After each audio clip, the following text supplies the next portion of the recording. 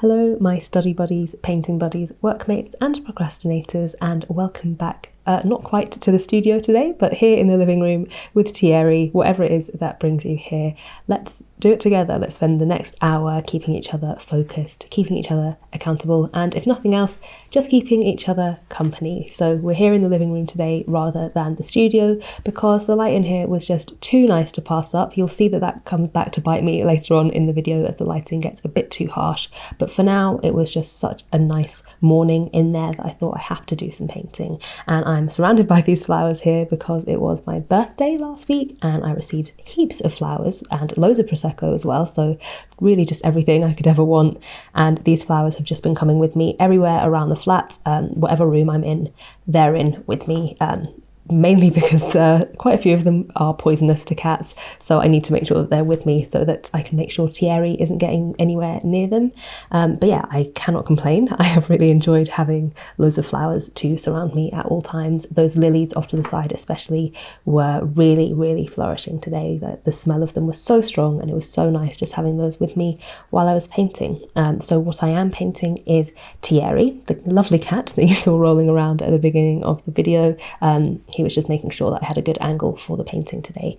Yeah, I decided I want to update the artwork on my website just with a couple of new pieces, and I thought something to show just a range of the different things I do. Something different would be a nice pet portrait, and who better than my beautiful little boy Thierry to paint. So that's what I'm working on today. It's been a while since we have done a chatty video. I definitely haven't been in a chatty mood. I would say since maybe mid-May. I was just super duper anxious and I was just in a quite unsettled headspace, and yeah, just didn't want to put that forward in a video, didn't really want to throw that on anyone else. So I've just been taking some time to just to myself. I think it's important not to add too much pressure onto yourself when you're not feeling great, and the pressure of showing up on camera was just not something that I needed at the time. But yeah, it's nice to be back. This was a really, really nice painting session, really fun and relaxing. A little bit tense at first just because well, for one thing, pet portraits aren't something that I'm hugely experienced with, but I have done a few recently for Patreon and that really sort of bolstered my confidence in that. But it's been maybe a week since I did any painting at all, so I was a tiny bit rusty to get started with, and definitely taking a lot of time looking at like details, and you'll see a little bit further on that I start doing sort of broader areas and then filling things in.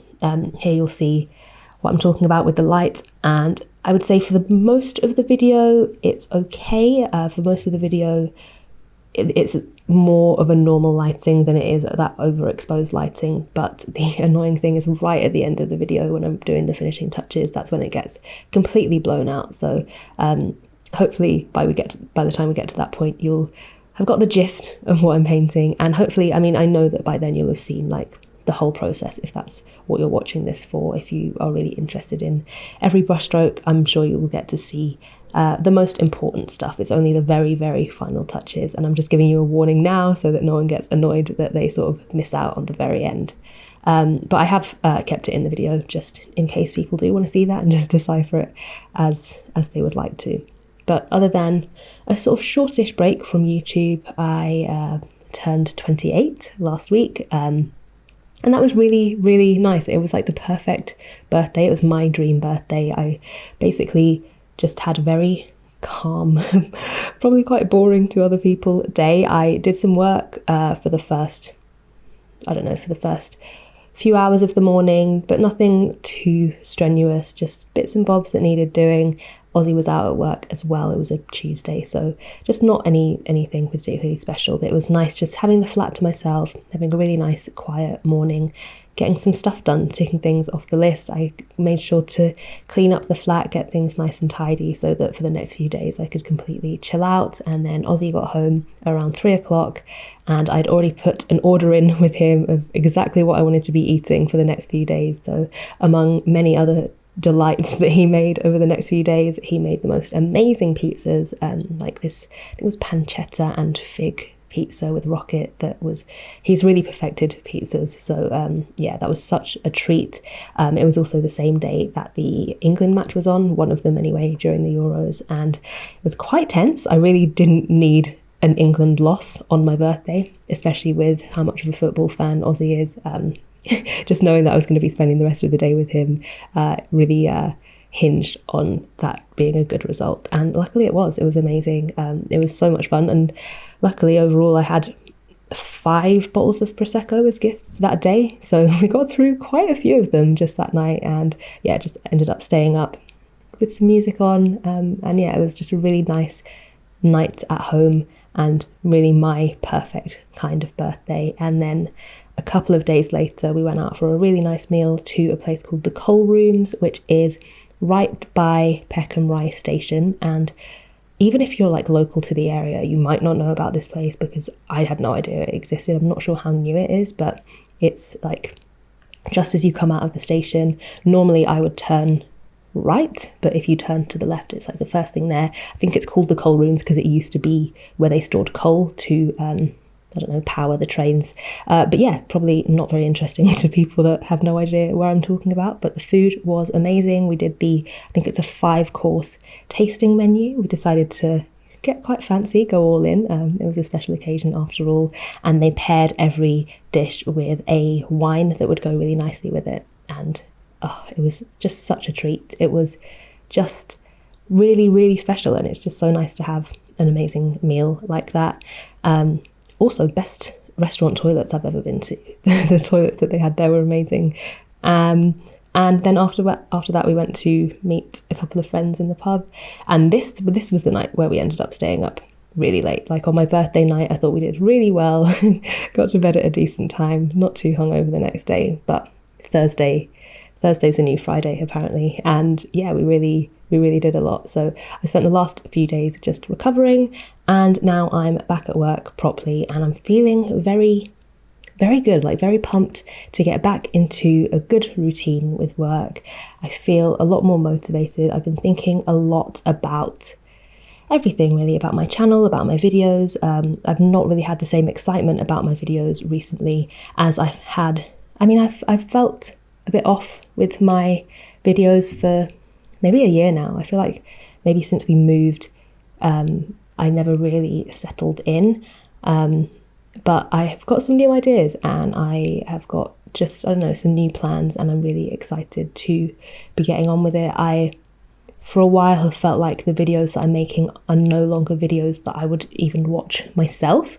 And that's not to say that they're not good videos, but I got into making YouTube videos because I wanted to make content like the content that I was watching.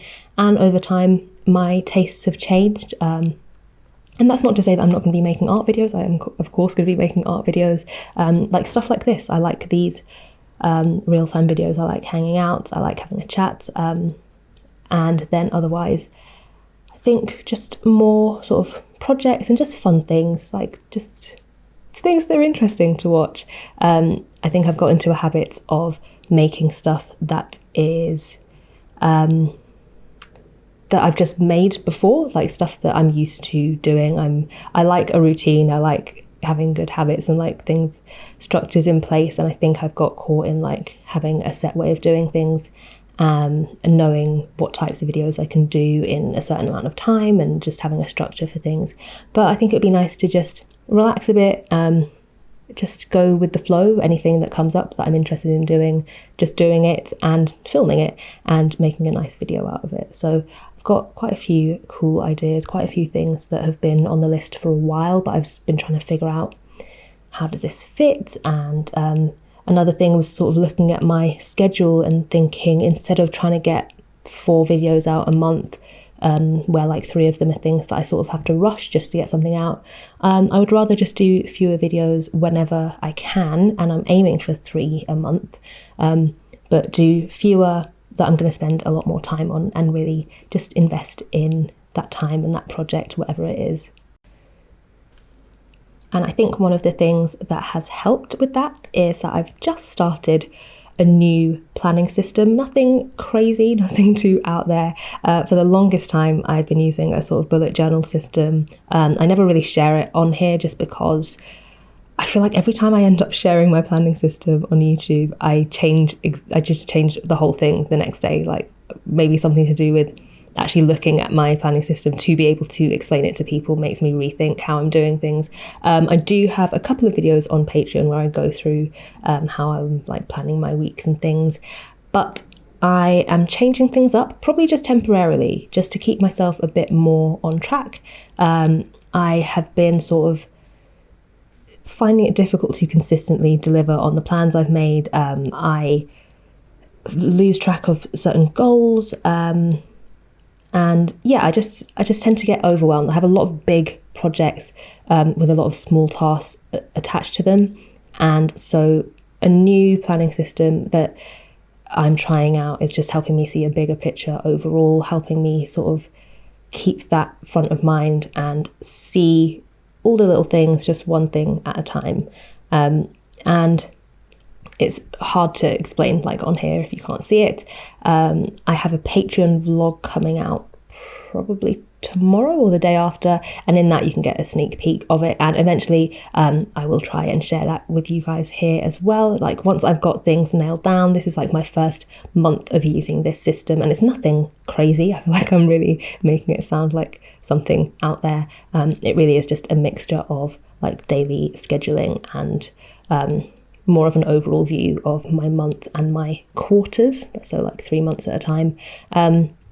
Yeah, I'm hoping to see how that helps. So far, it is really keeping me on track. It's keeping me more aware of what I can do in a certain amount of time, and just constantly staying on top of what the next priority is. And yeah, just taking things one thing at a time, which is very useful for me as someone that gets quite overwhelmed with tasks, and also with being accountable to myself and making sure that I am staying on top of the things I need to, instead of just, you know, being my own boss and deciding that certain things don't need doing after all, and maybe I should, I don't know, deep clean the kitchen instead. Like now I can schedule things in a bit more where I'm not making so many excuses. But yeah, it's looking good. I'm hopeful, and like I said, it's probably only a temporary thing, I think, just to get myself back in a good routine. But other than that, I am pretty good with, like, I'm still getting up sometimes at 6, sometimes at 6:30. I'm still exercising regularly, which for me is a very big deal, but I've found my way with that. I'm doing a lot more sort of dance workouts that, I mean, if anyone saw me, it's very cringe, but I've had to let go of that feeling of like inner embarrassment, because I have so much fun and I just really enjoy myself. And it's like I look forward to doing that, and I've never looked forward to exercising. And in doing that, I've added in certain strength building stuff as well, because I'm now used to the habit of exercising. There's something in my brain that's like looking forward to exercising, and I can sort of trick myself into doing a workout that I don't enjoy as much a couple of times a week. But most of the time, yeah, some kind of dance like cardio stuff that I just find on YouTube. I think I mentioned last time the channel And8 Fitness. They're these two twins, and they just do the most energetic and fun dance workouts. I will leave their channel linked below. They also have a website with like different programs on that I'm thinking I might sign up for, just because I don't know, I feel like I have clicked with these two girls. They've really got me into exercising, so I really want to consume anything that they've got out there. But other than that in life, things here are kind of opening up.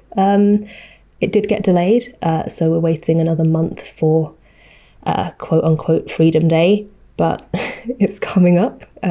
We'll see. I had my first round of the vaccine a few weeks ago, and it went really well. I dare say I kind of enjoyed myself. And before we go any further, don't judge me, but I just think that the place that I went, it was just around the corner from my house, so I was able to walk there. It was a nice sunny day. I managed to book it with Aussie, so we both went together, and we went in like into the room together. They let us in there together, so I don't know, the whole thing was really efficient. There was so much staff there, that almost too many people there, so the whole thing just went so quickly and smoothly. And yeah, it just came out within about 10 minutes of getting there, and walked home. And I had a very achy arm for the next couple of days, bit of a headache for like half a day, and then I was all good. So yeah, I'm glad to finally be at least one step closer to, I don't know, full vaccination, and at least like hopefully protecting other people a bit more. Yeah, it's nice to know that we're getting there as a as a people, that we're making progress. So yeah, it's steps in the right direction, and I feel like a lot of people are feeling that now. Then in terms of work, one of the things that I've been thinking about a lot is restocking my shop. I say thinking about a lot. I did start working on it, and it's one of those big tasks that I started and got overwhelmed with. I made loads of plans of different prints and things I could make, and also I've got like B grade items from previous shop restocks that I thought I could sell that people would be interested in. But yeah, just like putting it all together and actually getting the work done. I did one painting that I was going to turn into a print, and I wasn't hugely happy with it, and after that everything just kind of stalled. So I'm thinking about it still. I would love to restock my shop. I really miss packing orders. I just miss having new things in my shop. I want selling art to be one of my main things, but it's just been a case of trying to motivate myself and like build confidence back in myself to be able to do that. And another thing is, one of the other big projects that I have sort of in the background is, as I said, working on updating my website. I potentially want to change the domain as well, and I just want to make sure I'm not doing anything. I don't want to have loads of traffic to my site because I've just launched new products and then at the same time I'm working on my website. So restocking has sort of taken a like step to the back while I work on my website, but I'm making small steps towards finishing the website rejig, having everything a bit more spelled out in the smaller steps. Again, it's really helping. Like doing this painting today was one of the small doable things, instead of trying to come up with a whole new portfolio of work. I can do a painting of Thierry quite gladly. So yeah, just knowing that I can do little bits at a time, and once I've done this, then I can start thinking about getting some new products in the shop as well. But I would love for that to be sooner rather than later. That's been one of my goals for this year, and I was hoping to have done that by now, but I think I'm in a better place, like planning wise and scheduling wise and like mindset wise, to be able to do that now.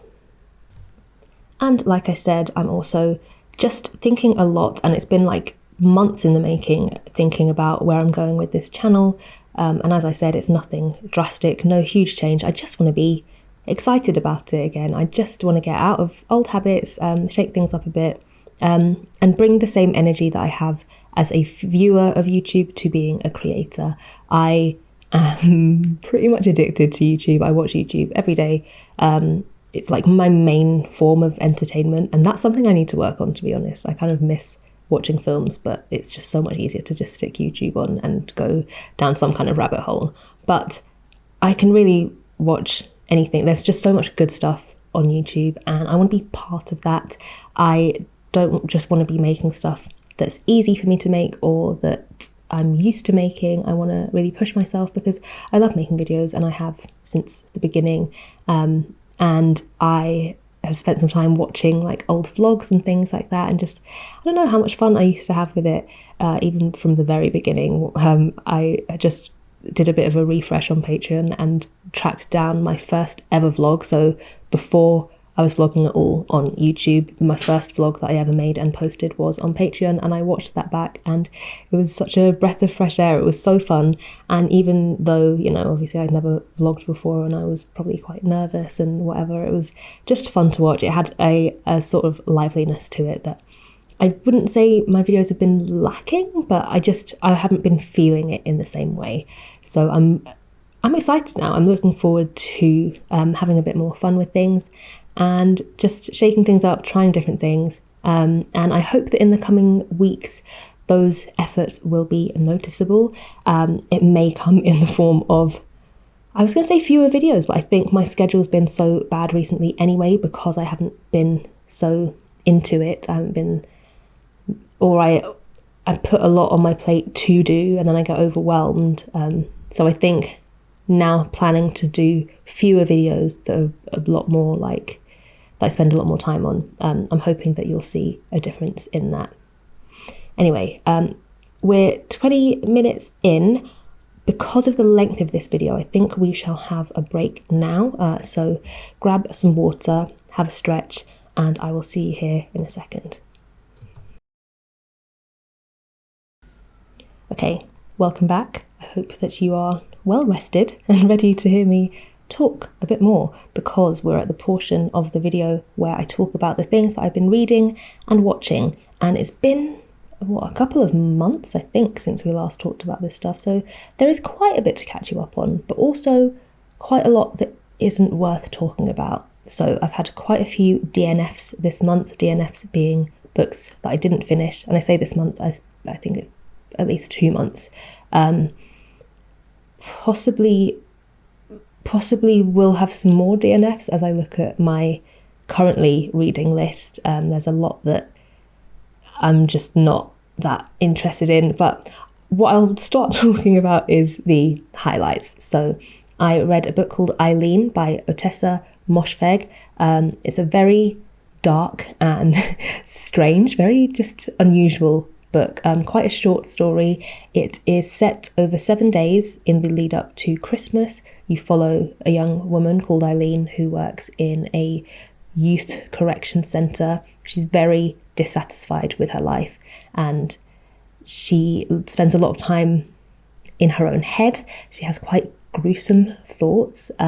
She's just a very unusual young woman, and all of a sudden there's a new member of staff at the prison, this young, beautiful, glamorous woman who sort of takes Eileen under her wing and changes her outlook on life and the possibilities that are out there for her, and it takes quite a turn. It's just a very interesting and strange book, a little bit gruesome, and yeah, it's just interesting to see how her life is derailed and where she ends up. I would really recommend it. It's not a long one, and it's really interesting. Just prepare to be a bit weirded out. I've also read quite a lot of sort of self-help books. I tend to read non-fiction in the morning. Hang on, I feel like we've talked about this before, but I always get fiction and non-fiction mixed up. And the only way I can figure it out is by saying fact or fiction. So fiction is not true stuff. Yeah, so I've been reading a lot of non-fiction. I read non-fiction in the mornings just because it generally helps me. I don't know, it depends what I'm reading, but it will usually sort of motivate me and want me to get up and do something, as long as there's like something actionable there or just something to think about for the rest of the day. And then I like to read some kind of story in the evening to, just disconnect and just zone out. So a lot of the non-fiction self-help type books that I've been reading in the mornings, well, for starters, I get them all from my library app.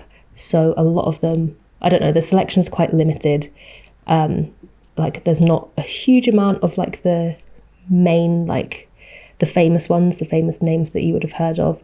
And when those ones are available, they're usually already taken by someone else. I don't really know how that works. Like digitally, there should just be an infinite number of copies to the library, but once someone's borrowed the ebook, they have it. So yeah, I have a few books reserved that I want to read, and luckily with it being digital, once those books are available, I get to download them straight away. But yeah, I tend to just browse whatever they've got available, and just, yeah, through that I either find some really great hidden gems, or for the most part, it's quite just skimmable. I would say that's the word that I would use for these books. Like there will be a few bits of quality in there, and not a lot that you haven't heard before, and generally quite a lot of fluff. One book that was kind of skimmable, and actually quite a well-known one is the 80-20 principle, which is by Richard Koch, I don't know, and it's just about the concept of 80% of your results coming from 20% of your input, and just other applications of that kind of balance of things. So like you might be earning 80% of your earnings as an artist from 20% of the type of prints you're making, or just things like that. And it's an interesting concept to look into. It's an interesting thing to think about in your own life, about where you're putting, where the 20% of your time that gives you 80% of the best results, like the 20% of sort of commitments that you have that give you 80% fulfillment in your life. Like looking at it in that sense is really interesting. I don't know if it needed a whole book, because once you sort of get an idea of that idea, it's something that's quite easy to sort of think about in your own life. But I like that the book goes through different applications for that and different ways of being able to think about it. I'm just reading my original notes from when I read it, and I did read it quite a while ago, so I can't actually remember much of the book, but here I've written some good points. It didn't need a whole book. Also, it's only for a certain type of person, i.e. if you're not willing to quit your job and blah, blah, blah, this book isn't for you. That seems quite harsh. I don't remember it being that bad, but yeah, it was worth the read. I think it gave me some ideas about how I'm using my time. But overall, I do just kind of remember skimming through it. A good book that I read was called The Book You Were Born to Write by Kelly Notaris. And that one is a definite reread. I will definitely be reading that again whenever the time is right. And that is a book about just everything to do with writing your own book, how you can go about it, how you can go about finding publishers and agents and all the other stuff. She's really focused on, I can't remember what she calls them, but essentially self-help books. But I think a lot of what she says in there could apply to any kind of author. But yeah, if you have a book idea, or even if you don't have an idea, but you've always wanted to write a book, I think it's a really interesting way to look at things. It's a really encouraging first step. There's a lot that I've saved from that if I eventually do end up writing, like that's going to be the first place that I go to for sort of which steps I should be taking and when, and regardless of the avenue I'm going down, I feel like there are things that could really help me there, like whether I decide to self-publish or not. So yeah, it was a really, really useful book. I liked the writing. I liked that it was straightforward, but also not too straightforward. Like it was still interesting. You could tell that she's someone that knows what she's talking about. And yeah, I really enjoyed that, and I would recommend that to anyone that wants to write a book, publish a book, and especially so if it's going to be something that's either like instructional or like a biography, or just something like a self-help book or something. I recently read/listened to an audiobook called 10 to Zen by Owen O'Kane, and it's just 10 steps to, like, I think like a peaceful morning routine. It's 10 steps to, I don't know if it has to be in the morning, but it's to sort of ground yourself, to set yourself up for success for the day or for the moment, at times where your mind is in a million places at once. It's a very nice, succinct way to just like bring yourself back to you, reestablish your sort of baseline, and just, I don't know, calm any noise that's out there.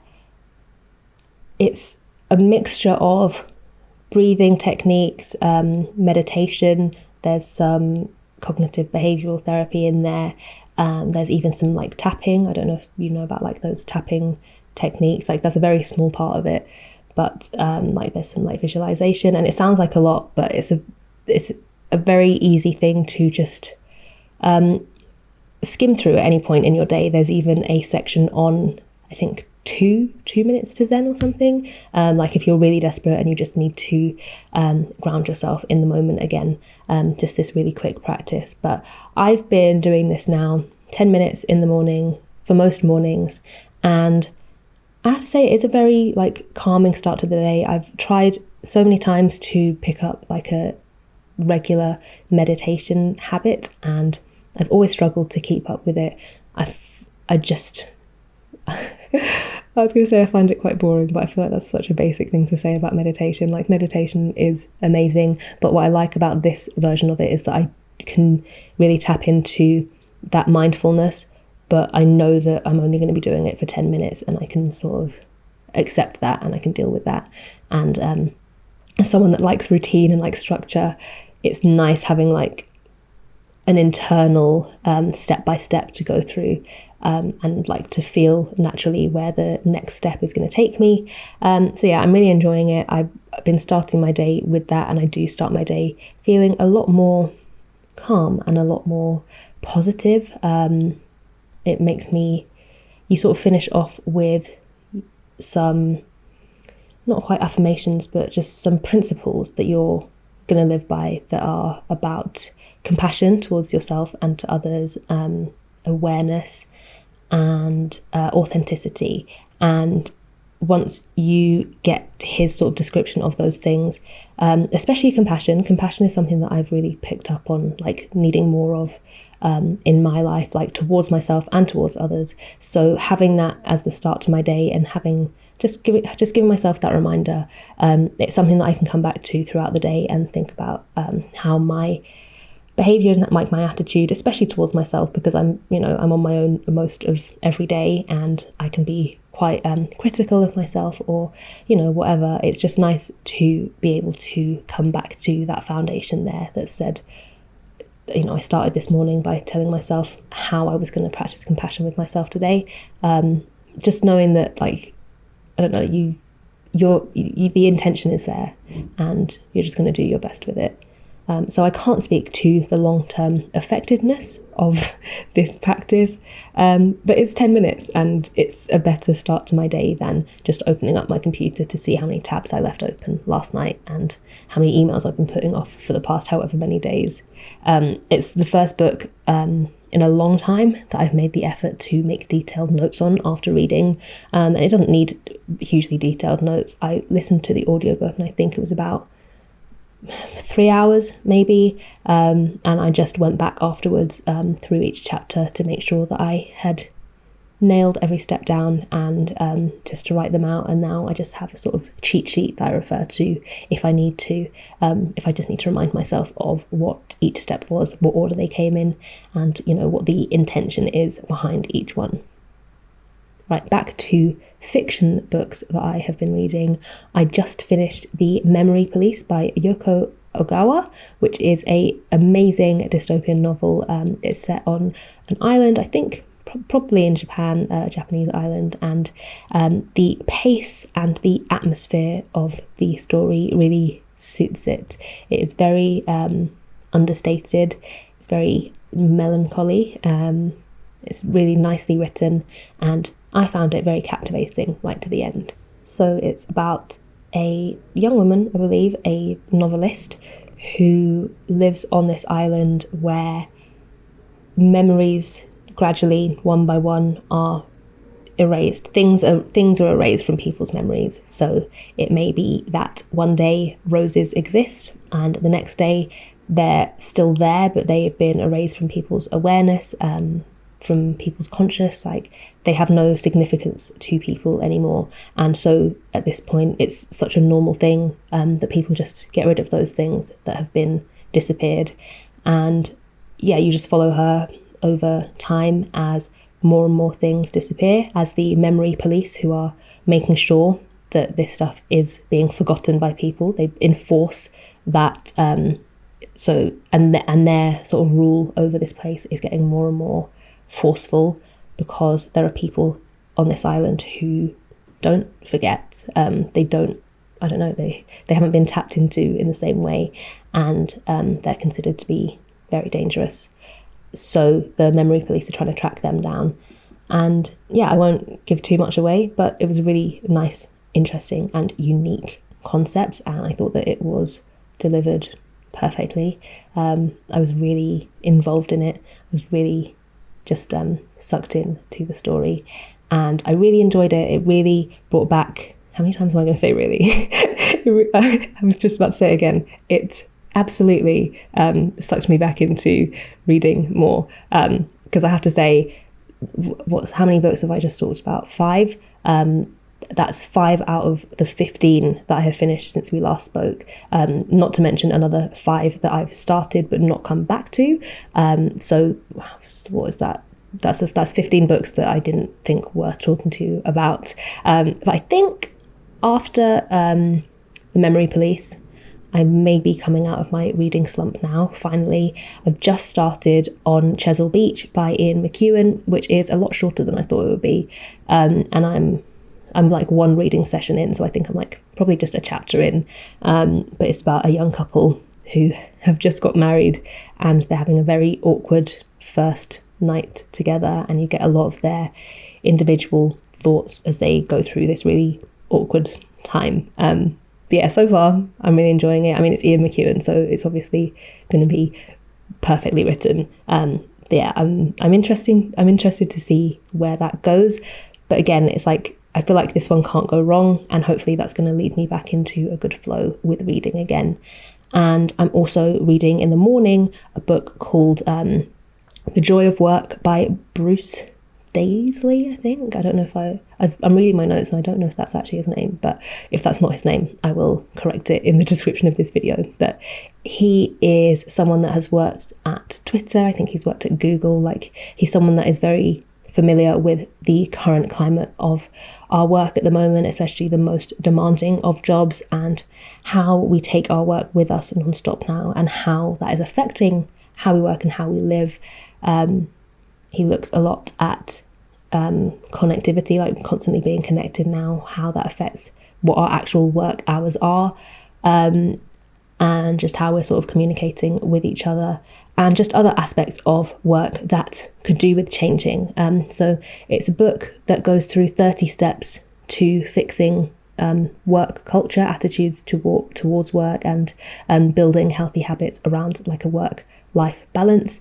And I think there's something in there for everyone. Obviously for me, I'm self-employed, so there's stuff about like how offices should be set out and stuff like that doesn't apply to me. But then there's also really like easy actionable stuff, and a lot of scientific research to back it up, stuff about the perks of just a 7-minute walk at some point in your day, taking time to not think about anything, or just taking time to mull over ideas.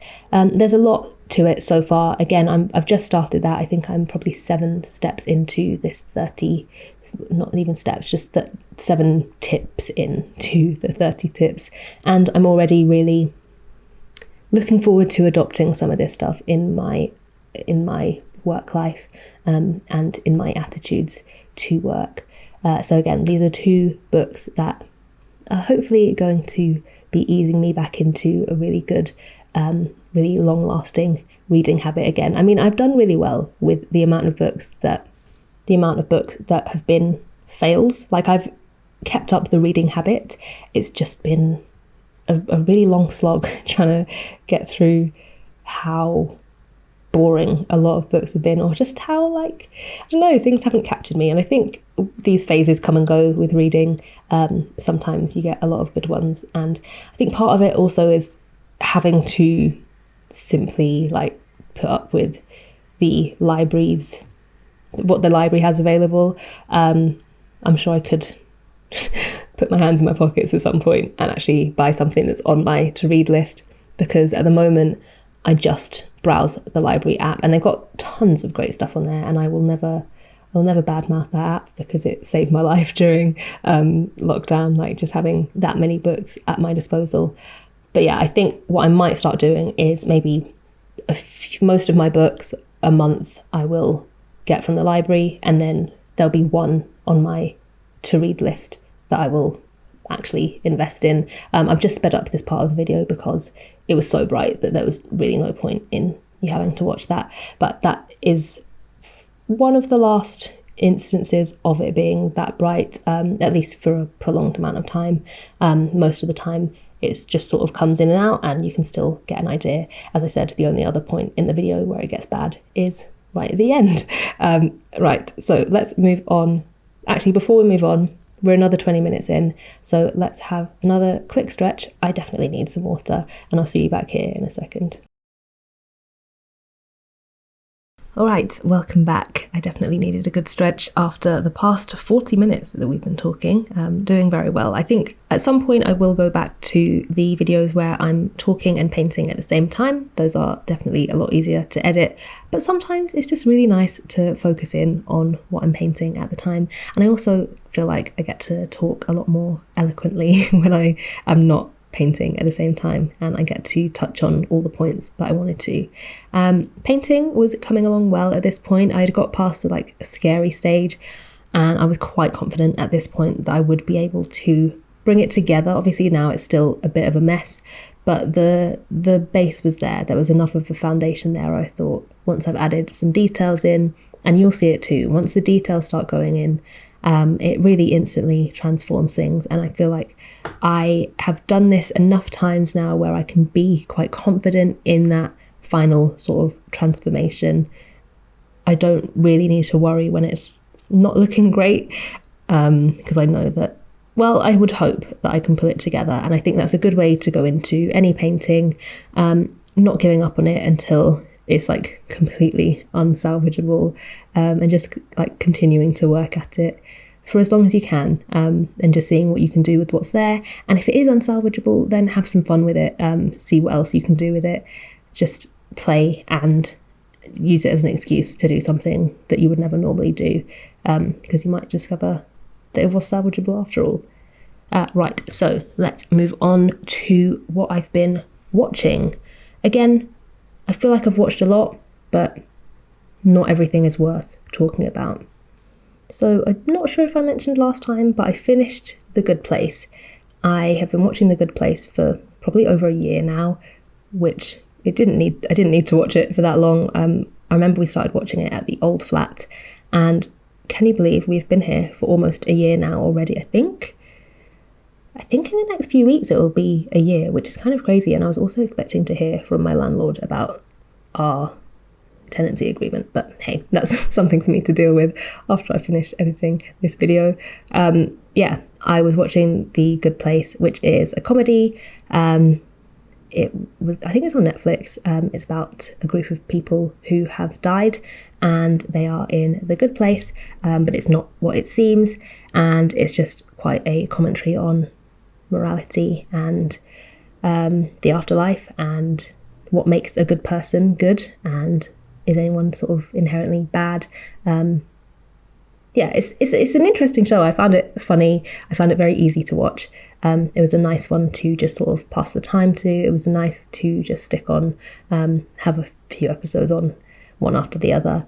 I started watching Schitt's Creek in its place. I am not sure if I'm going to carry on. It's not really doing the same thing for me, but I have a friend that really likes it, who says that like it just gets better and better. So I'll give it a go here and there.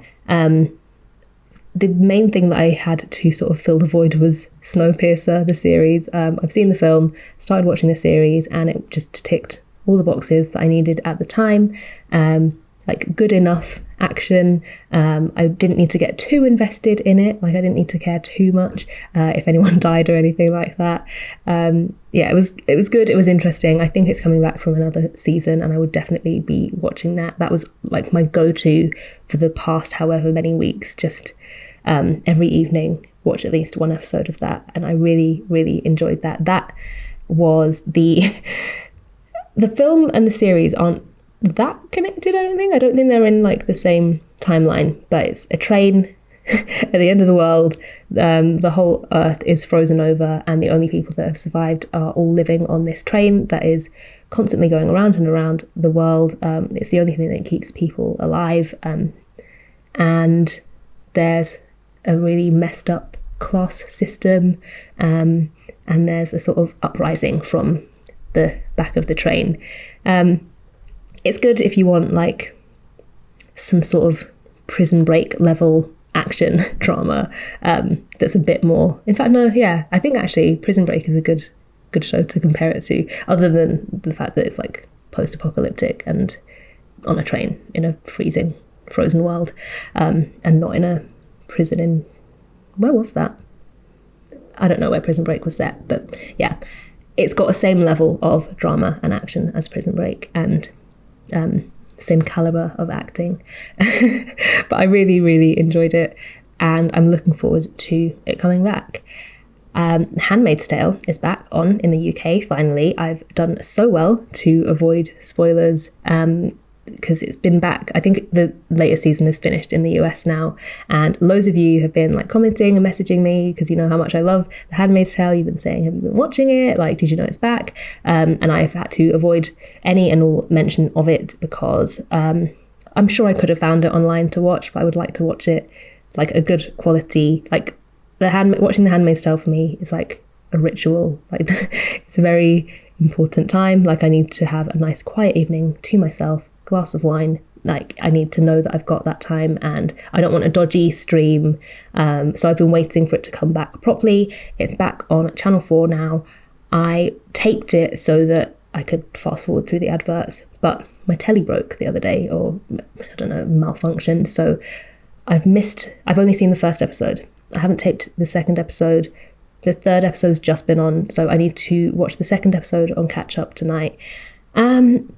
How I'm feeling about it, I have said before, I'll say it again, I wish it had finished at the end of season 3. I actually would have been happy if it ended at the end of season 2. I don't like a show that's good, that drags on for too long, and I know that they've been signed for a 5th season already. I don't want it to turn into another Walking Dead. I used to love The Walking Dead, and I mean, is that still on? It could be. And the start of this latest season of The Handmaid's Tale is very reminiscent. It gives me Walking Dead vibes. They found a new safe place, and I'm not going to spoil anything, but maybe I did just spoil something. But you knew where I was going. They found a new safe place. It's like, are they going to stay there for a bit, and then it's going to go wrong, and then they're going to find a new safe place, and like just everything that happened with The Walking Dead. Like, is that what's going to happen? I hope not, but also I would like it to wrap up. As much as I love it, I want to keep loving it. I want it to go out with a bang, and I don't want it to go out with a fizzle. I don't want to just get bored of it, and I'm already sort of feeling myself getting there. But we'll see. We're only one episode in. I'm just going to watch the second one tonight, and based on the speed of my internet, by the time I've watched it, this video probably still won't be up, so I might be able to add like a comment in the comment section about how I feel about it. So I don't know, look out for that. If I haven't, leave me a comment and remind me. But yeah, we'll see. I'm hoping that it gets better. I mean, it's not that it was a bad start to the 4th season. I just need it to do something different, and I just need it to wrap up. I want it to wrap up while I'm still enjoying it. Other than that, I've been watching the Euros a lot, the football tournament, the European football tournament. I don't actually know what Euro stands for, but yeah, it's just all the countries of Europe competing in football. It's just the best. There's just nothing like having proper international football back on. Obviously, it helps that England are doing well. Again, not sure when this video is going to go up based on my internet. We are playing on Wednesday. We'll see how we do playing against Denmark. Good luck, Denmark. I mean, if I wasn't supporting England, I'd probably be supporting Denmark. So yeah, it'll be an interesting one, but it's been just really fun. Like, I really can't describe the atmosphere that you have around here, and I think just in the UK in general, when there's good international football on, like, everyone's just happy. There's a lot of I can't have my windows open at night on a match day if I want to get to sleep, because it's like a proper carnival atmosphere out there, even just in residential areas. Like, everyone's just happy, everyone's just celebrating. People are out in the parks and out in the pubs in their droves, but it's just been really fun, and I'm glad that we've had this. I hope that it's all been done safely, and, you know, we'll see if there's any effect as we sort of come out of that. But it's been really refreshing and like a nice way to sort of bring everyone back together. Eurovision, on the other hand, oh my god, I've been watching Eurovision my whole life and I absolutely love it. This year was like final straw for me. It's just not fun anymore. I understand that the whole of the world hates the UK, and I get why. But yeah, it's just like, I mean, I'm joking, I am exaggerating, but yeah, I think from now on, I've heard that we're just gonna put forward joke contestants because it's just not fun seeing like actual people who definitely don't deserve 0 points in what is supposed to be an unbiased competition, just because they're from the UK getting 0 points. And like, we're used to it. It's like a known thing for us that no one likes us and we're gonna score very low. But yeah, it's still kind of gutting to think about the people that put time into it and the musicians that aren't getting a fair shot, just because of biases when the whole competition was meant to have changed to get rid of that. But yeah, I think if we go forward just having joke contestants from now on, not taking it seriously at all, that's fine. Because other than that, it's always such a fun night. It's like my favourite thing. I always watch it with my mum. We always have charts printed out. We rate like the outfits and like the dances and like the set design, and it's always really, really fun. We always do our predictions of who we think will win and who we want to win. I wanted France to win this year. I thought she was incredible. Italy were okay, not my fave. I think the other rock group that were on it I preferred. But yeah, it's always a fun night. I almost wish we just weren't involved in it at all, and then it would be a lot more fun to watch. Because, you know, you joke, but it is like a little bit gutting. It's just not nice. It's just not fun. Yeah, otherwise it's a good night, and I'm looking forward to the next one already. And yeah, still getting through the Marvel movies.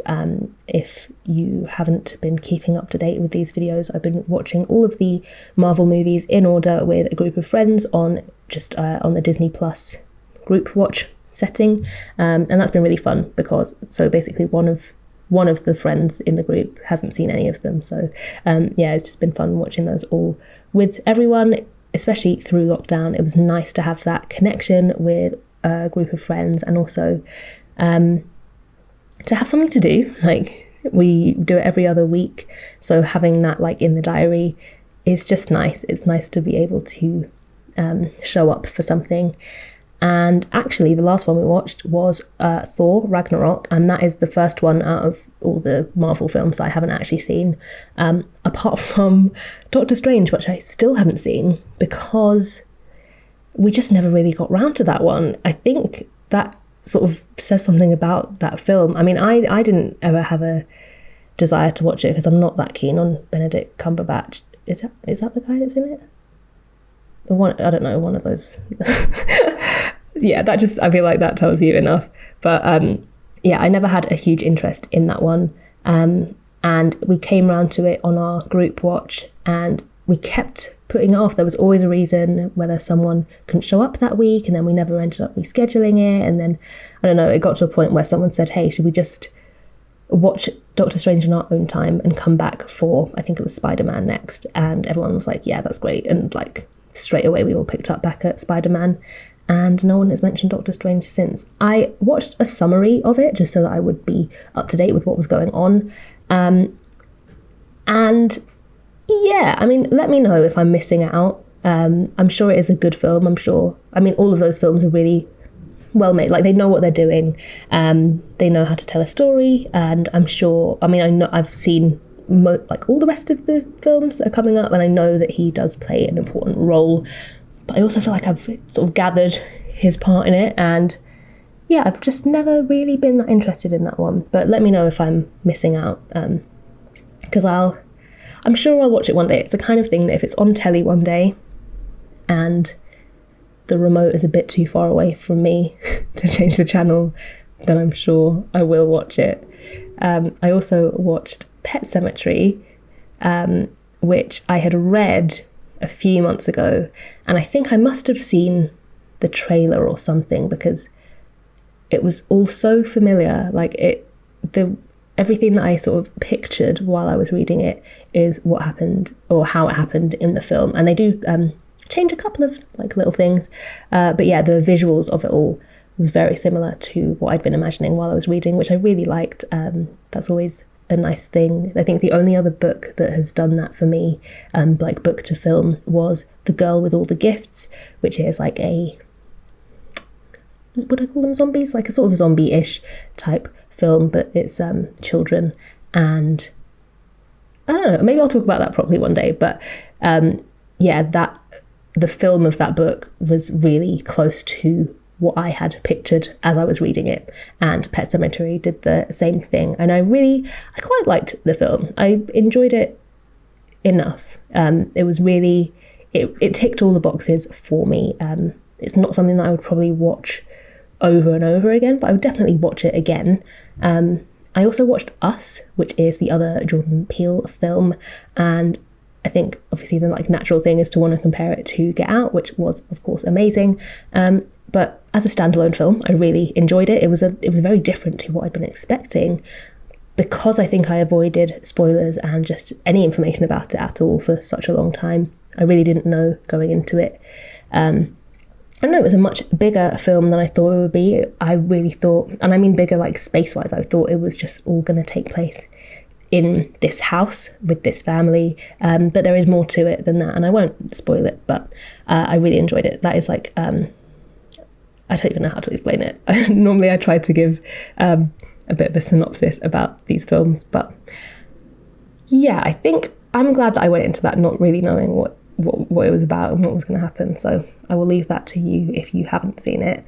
I also watched a documentary called Coded Bias, which is on Netflix. I think it's called Coded Bias, and this is a documentary about AI, artificial intelligence, and how it is programmed with basically white men in mind, like the people that are working on it, the people that are programming it and giving it its initial information. The way the machines are learning has a bias towards a certain demographic of people. It starts with a woman, a dark-skinned black woman, recognizing that this computer program doesn't see her face as a face until she puts on like a literal white mask, where it can actually pick up her features in the way that it has been trained to do that. Yeah, it's kind of like a hidden gem, because I haven't heard anyone talk about that, but maybe I'm just not talking to the right people. But yeah, I found it really interesting, really different. There's a really like weird, just like, I don't know. I'm not a Twitter user, but I know what the atmosphere of Twitter is like, and like that's why I'm not a Twitter user. But there's this part where I think it's Microsoft AI starts a Twitter account. This sounds like the start of a bad joke, but Microsoft AI, like, they set up a Twitter account that is run solely by AI that is using Twitter and like the whole backlog of tweets on that site as a way to learn interaction with people and like how to tweet, and it just is meant to be its own person that is like a sort of microcosm of everything that exists on Twitter, and within something like 10 minutes it's already spewing like this violent like anti-feminist stuff. Like it's just like out of control, so full of hate and prejudice and just anger. That was wild. Like if you only watch that documentary for one thing, it's for that little segment, because that was just like scary. That's what that machine learned from Twitter. Just the most like hateful and prejudiced, awful stuff.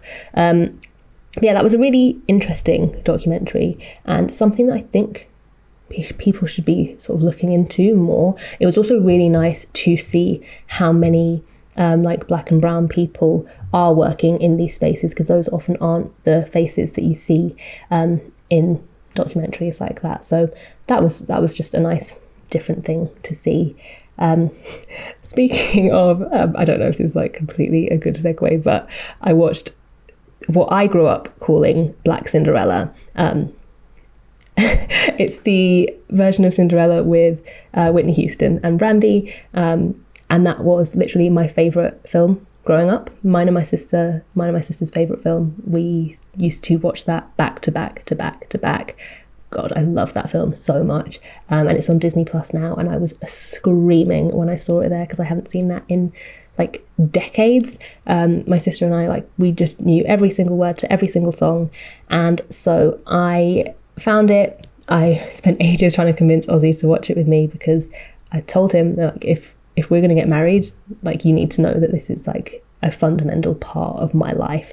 So I managed to get him around to watching it, and he was a bit wary at first. I mean, I was a bit wary at first. I was like, I don't remember it looking like this. But oh my God, it's just, I think it's one of those films that if you didn't grow up with it, you probably wouldn't like it so much. But because it was such an important, like, part of my childhood, oh my God, it was such a treat watching it. The songs, the dance, just all of it. And in the end, Ozzy really liked it as well. And then I think the next day I invited my sister around to watch it with me, and we had wine and we were singing along.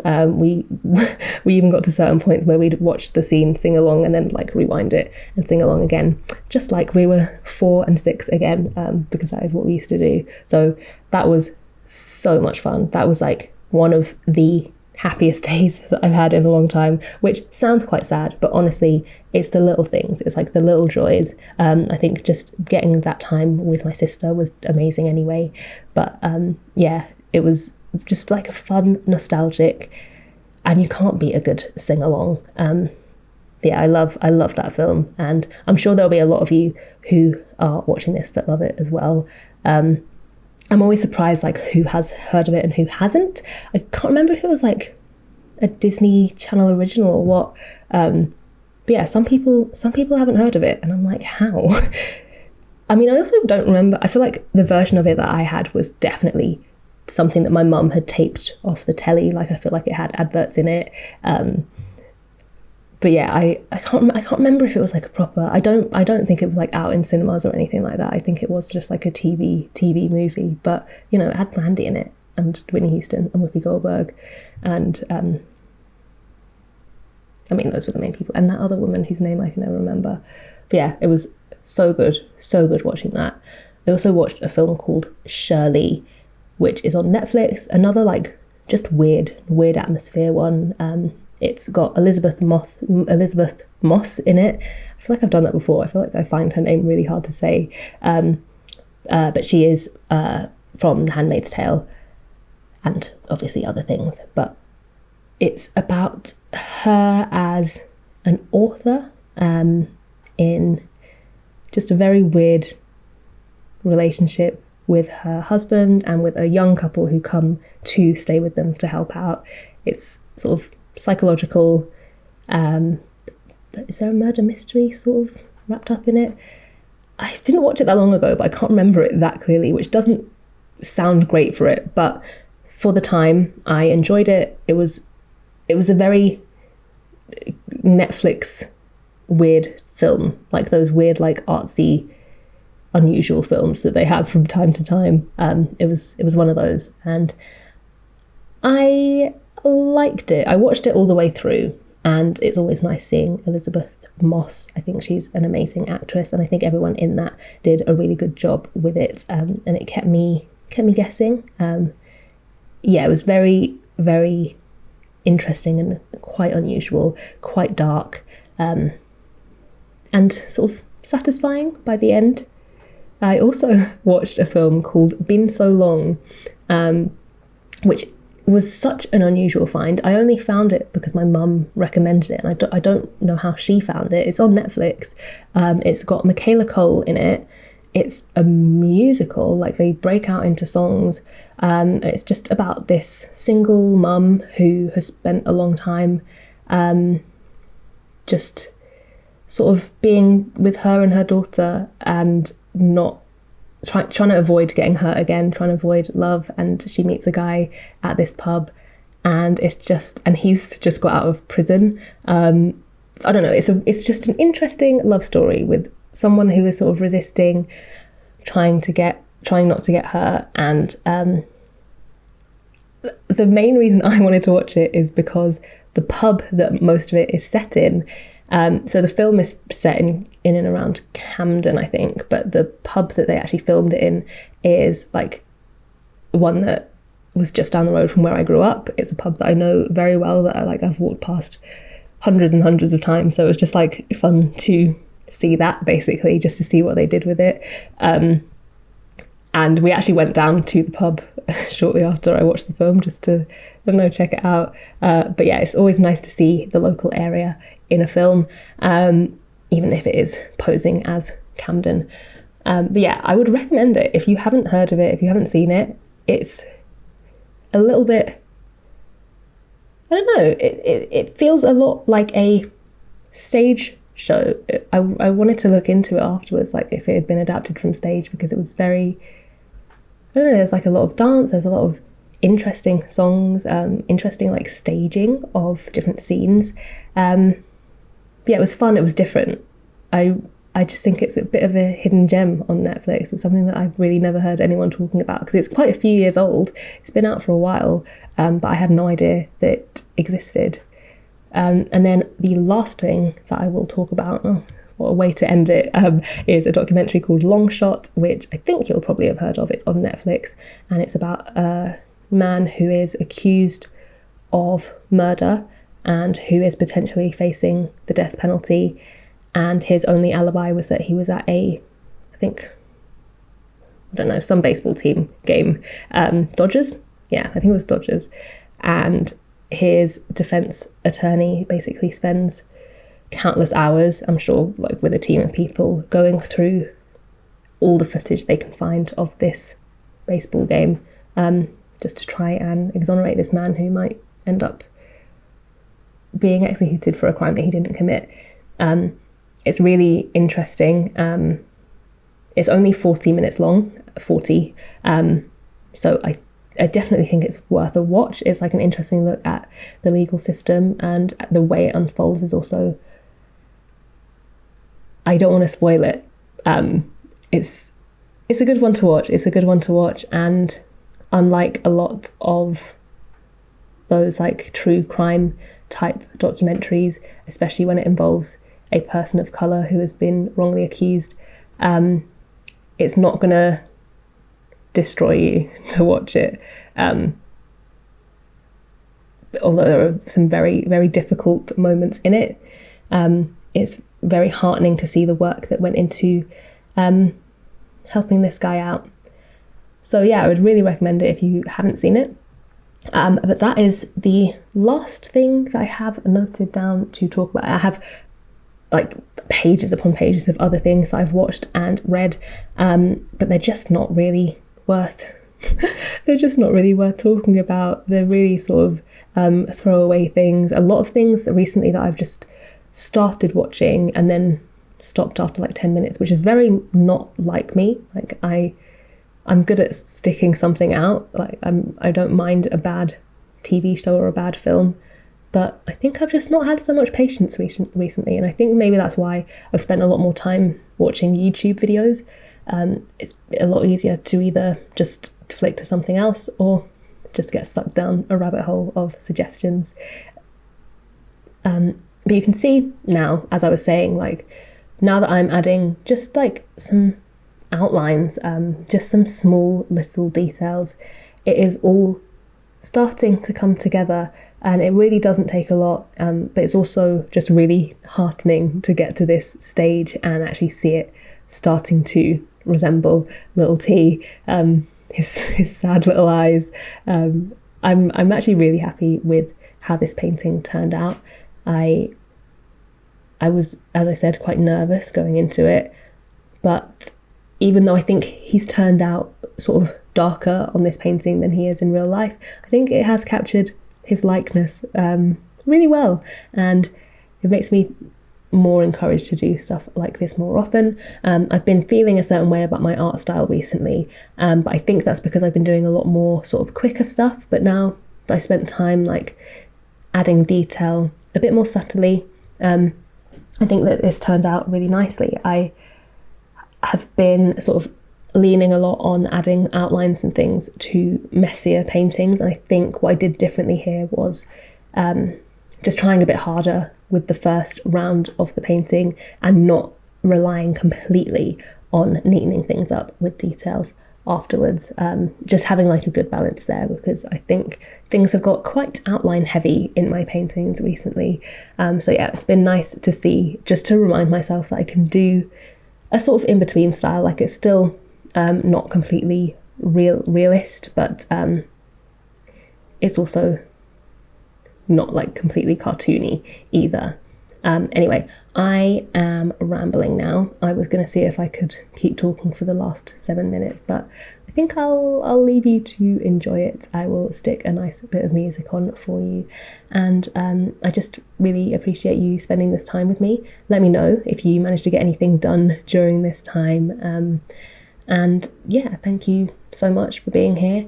I will speak to you soon in the next video, but until then, thanks for watching. Bye.